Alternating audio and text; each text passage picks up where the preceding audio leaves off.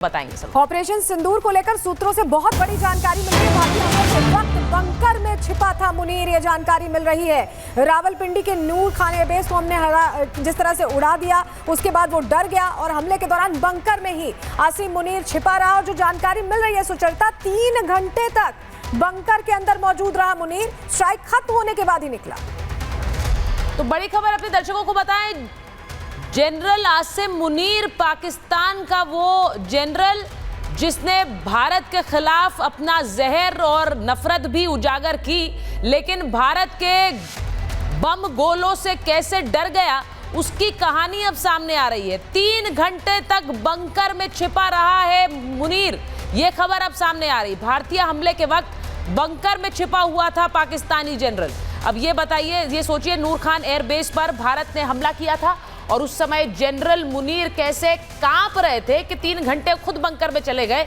बाकी लोगों का क्या, उससे कोई फर्क नहीं पड़ता है। सुमित हमारे साथ जुड़ रहे हैं, सुमित के पास का रुख जरा करेंगे। सुमित, अब बहुत सारी डिटेल्स, जो ऑपरेशनल डिटेल्स हैं वो भी सामने आएंगी। इन सब के बीच जो बड़ी खबर है वो ये कि जो ये मुल्ला मुनीर है, ये 3 घंटे तक बंकर में छिपा रहा।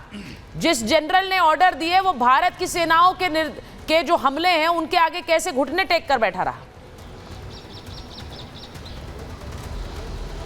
देखिए, ये बहुत बड़ी बात है सुचरिता, क्योंकि भारत ने जिस तरीके से जो बड़े एयरबेस है उन्हें ठिकाना, जो निशाना है वो बनाया भारत की तरफ से पाकिस्तान के, और ये खुद जो भारतीय सेना है उसने भी पूरी तरीके से क्लैरिफाई किया, और दूसरी तरफ पाकिस्तान की जो सेना है उसने खुद भी एडमिट किया। और सबसे बड़ी खबर जो अभी आपने बताई कि आखिर मुनीर को कैसे बंकर में उस दौरान शिफ्ट कर दिया गया। 3 घंटे तक वो बंद रहा, जब जो नूर खान एयरबेस है रावलपिंडी के अंदर, क्योंकि जब बड़े हमले, बड़े टारगेट किए जा रहे थे, ये रावलपिंडी के वो एयरबेस था जहां से भारत पर ये ड्रोन दागे जा रहे थे।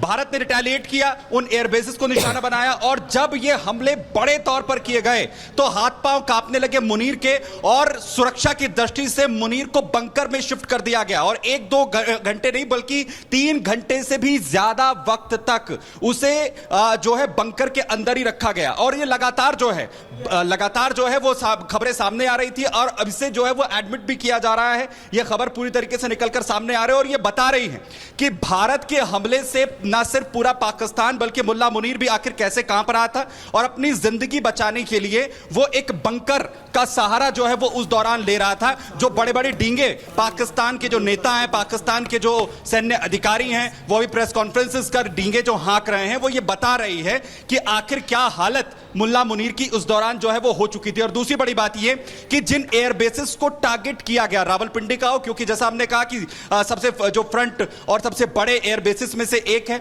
इसके अलावा जो अलग अलग 4 एयरबेसेस थे उन्हें जो है निशाना बनाया गया। तबाही पाकिस्तान में मची है, एक बात बिल्कुल क्लियर है कि जो तबाही पाकिस्तान में मची उसकी एक तस्वीर हमने सामने रख दी है।